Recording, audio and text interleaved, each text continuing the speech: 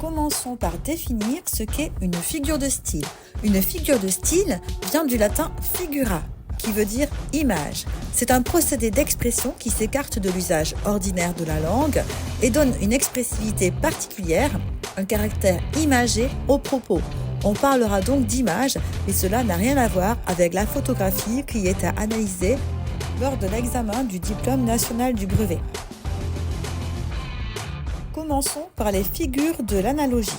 La première est la comparaison.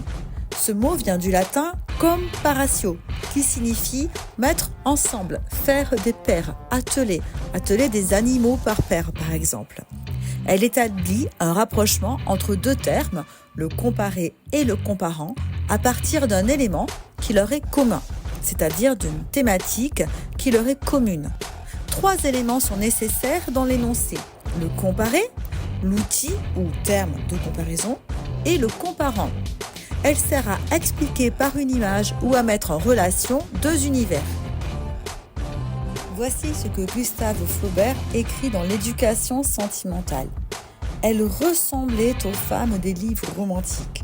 On voit bien qu'il s'agit d'une comparaison puisqu'on a un comparé, elle, un comparant, les femmes des livres romantiques, et un outil de comparaison, le verbe ressembler.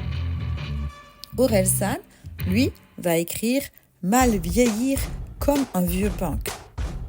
Voici une comparaison de Necfeu, comme la femme de Salomon, tu adorais le soleil. La deuxième figure de l'analogie est la métaphore. La métaphore vient du grec métaphora, qui veut dire transport. Elle fait correspondre 2 termes, comme la comparaison, mais elle n'a pas d'outil de comparaison. Par exemple, Guy de Maupassant a écrit « Un gros serpent de fumée noire ». Il compare la fumée avec un serpent sans outil de comparaison. La métaphore filée est une suite de métaphores sur le même thème. Par exemple, Charles Baudelaire écrit « Quel démon a doté la mer, roque chanteuse, qu'accompagne l'immense orgue des vents grondeurs de cette fonction sublime de berceuse ». Là, la mer est comparée, sur un certain nombre de vers, à une chanteuse. Les clichés sont des métaphores passées dans le langage courant. On dira par exemple « être à cheval sur les principes ». On compare les principes avec un cheval sans outil de comparaison. Blaise Cendrars écrit dans La prose du Transsibérien et de la petite Jeanne de France « Nous sommes un orage sous le crâne d'un sourd ». Voici ce qu'écrit l'homme pâle dans Lucie. La vie est une cour d'école immense. Dans cette métaphore, il compare la vie avec une cour d'école. Big Flo et Oli, dans Autre part, ont écrit « J'ai des aiguilles dans le cœur ». Ils ont également écrit dans Dommage « Yasmine a une belle voix, elle sait qu'elle est douée dans la tempête de sa vie, la musique est sa bouée, face à ses mélodies, le monde est à ses pieds ». Dans la tempête de sa vie signifie que sa vie est comparée à une tempête. Toujours dans les figures de l'analogie, voici l'allégorie. L'allégorie vient du grec allos, qui veut dire autre chose, et agorein, qui veut dire parler en public, puisque agora veut dire le public et la place publique. Elle représente de façon imagée, par des éléments descriptifs ou narratifs, les divers aspects d'une idée qu'elle rend moins abstraite. Par exemple, Marianne est une allégorie de la France. Voici ce qu'écrit Victor Hugo dans son poème Morse, issu des Contemplations.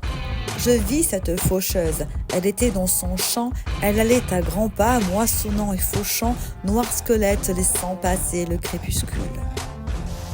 Cette image de la faucheuse, d'autres auteurs vont la reprendre, par exemple, l'homme pâle dans Bécane, seul au milieu du passage piéton, la faucheuse me fait des appels de phare. On va retrouver une allégorie également dans Esclou, Bresson, la colombe est restée sous les décombres. Évidemment, la colombe symbolise ici la paix, elle est une allégorie de la paix. Les mêmes rappeurs reprennent l'allégorie de la France, Marianne, dans cette citation « Mais bon, ici, Marianne n'a pas d'amour ». Quant à Sylla, dans La sagesse d'un fou, il écrit « En attendant, je ne suis qu'un résident de la caverne de Platon ». Par cette allégorie, il veut dire qu'il ne comprend rien et qu'il ne connaît rien, comme les personnes qui sont dans la caverne de Platon. Dans les figures de l'analogie, voici la personnification. Cette figure de style vient du latin persona, qui veut dire personne. À la base, il s'agit du masque de théâtre, la persona, et du verbe fio, qui vient de facio, faire, rendre. Elle représente une chose ou une idée sous les traits d'une personne.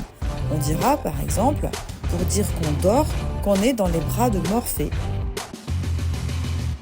Voici une personnification de Alphonse Daudet dans les lettres de Montmoulin. Le Mistral était en colère et les éclats de sa grande voix m'ont tenu éveillé jusqu'au matin. Chien de paille utilise également une personnification dans ce vers. Les fenêtres me crachent la dure haleine de cette ville. Necfeu utilise une personnification quand il écrit « Le ciel aussi pleure après la dépression, je trouve l'idée précieuse ». Le ciel qui pleure, on est bien face à une personnification. Lord d'Asperanza écrit « Ce soir, ta guitare pleure ». Soprano écrit « Si l'oubli te tend ses bras ». Une autre allégorie est présente dans ce vers de Rémi. « Mais dis-moi, tu veux faire quoi quand ta vie te tabasse ?»